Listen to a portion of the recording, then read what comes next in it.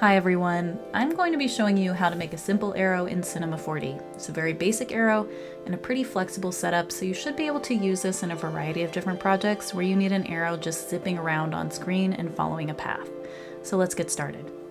The first thing we need to do is an arrow shape, and you can make that on your own, but really the easiest thing to do is to grab a geometry primitive that's already been made for you from the Assets browser.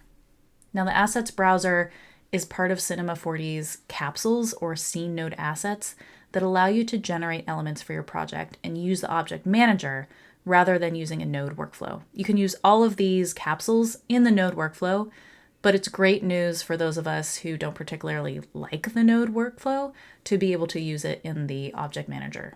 So I can find a geometry primitive under operators and down here geometry primitives. You can kind of double click or drag any of these. Some of these are very familiar. We're going to be using linear arrow here. They also have a circular arrow, and you can favorite things so you can find them easier later. So I'm just going to double click my linear arrow and it's going to show up in my scene. There are a few settings here that I want to change right away. Let's go ahead and close my assets tab. Under my inputs tab, in my linear arrow, I'm going to change a couple things. The length is the length of your arrow. Right now I don't really know how long I want my arrow to be, so I'm just going to kind of leave it around there. I don't know how wide I want it to be yet either, so I'm just going to kind of eyeball it for now. Mainly what I want to do is decide how I want the beginning of my arrow and the end of the arrow to look. So you can do that by cycling through these steps. And what I want to do is actually get rid of the end of my arrow, and to do that I just go to -1. But as you see, as you cycle through, there are lots of different options for how you want your arrow to look. You can even do a double-sided arrow. I'm going to change it to -1. And then now I'm going to go to subdivision. I'm setting this up early because I know that I want my arrow to be subdivided. It's easier to just do it right now. The type we can leave as linear. We want it to be a closed spline. We want to change it to subdivided rather than adaptive. And the maximum length, I'm going to leave it 5 centimeters for now, but we may change that a little bit later. Now that we've made our arrow, we have to give our arrow a path to follow along. For this wavy arrow, I'm going to use another capsule or scene node asset, going back into the asset manager, back to operators, but instead of geometry primitive, I'm going to go to geospline.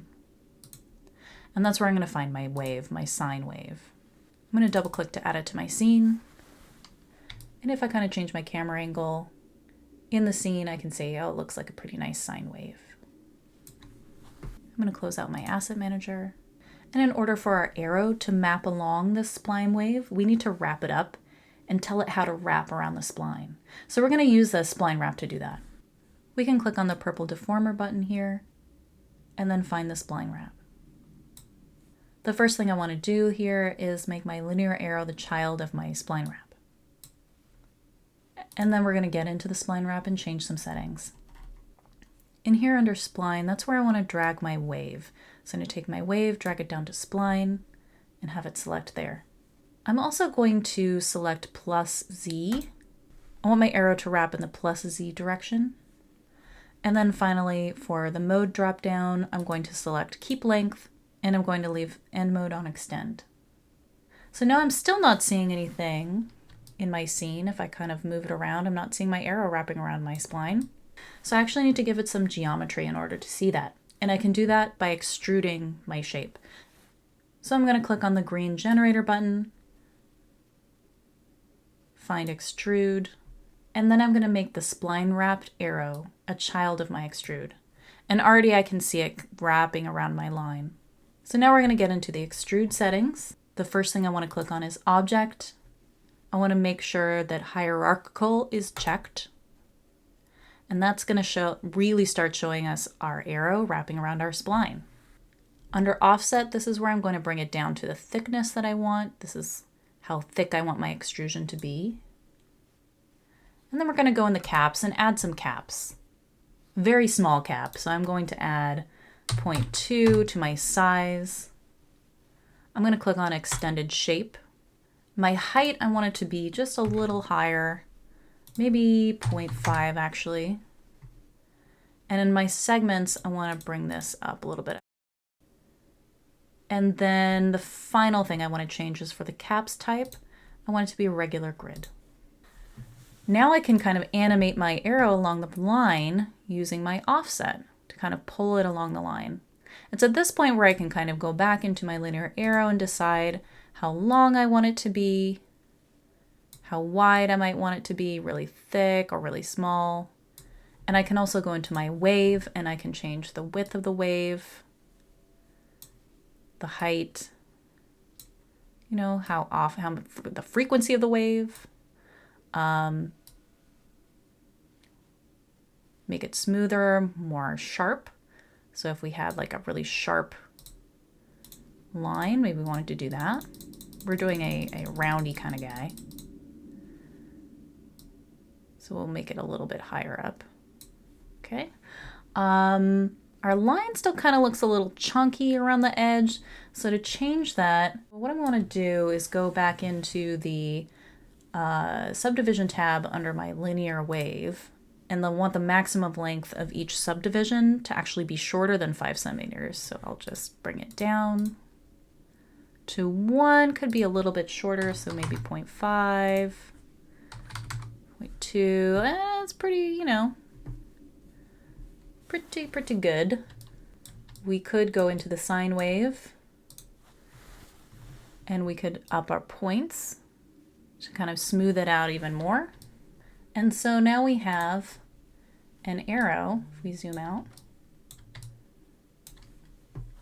and animate the offset, our arrow is nicely pulling along this sine wave. And you can see at the beginning and the end, it just kind of pops off, follows the last part of the wave, kind of pops off the end. Now, if I wanted it to go the other direction, all I need to do is go here to the axis and change it to -z, and that'll flip our arrow back the other way. So if we wanted it to fly off, point off and fly all the way down, we could do it that way. And if we wanted our arrow to not be in this kind of vertical Y position, we wanted it to be flat, kind of like a you know, flat wormy kind of guy.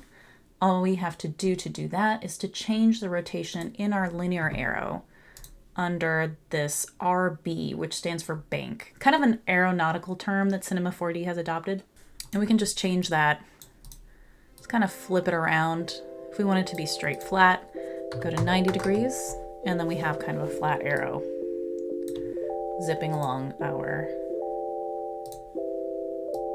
path here.